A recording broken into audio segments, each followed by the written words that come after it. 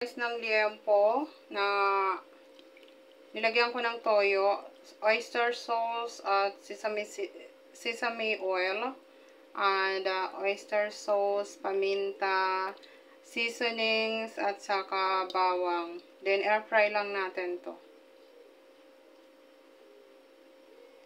Air fry lang natin para healthy, hindi tayo mag-use ng cooking oil.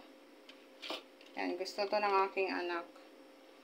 Dahil nga ay nagka-reward siya sa kanyang games, sa kanyang nag-sali siya sa kanyang game sa school.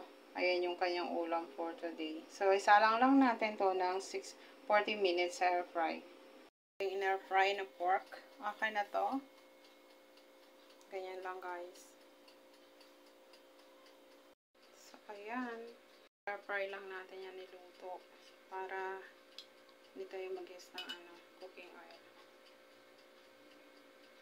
So, this is it, guys. Ito na yung ating pork na in-air fry. Ready to serve na.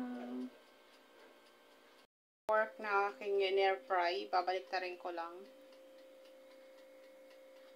Continuous natin ng air fry ng 40 minutes. Kabilaan yan, guys.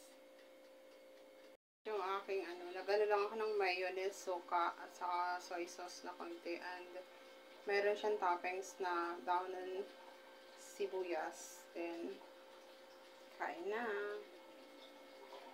Kain na tayo.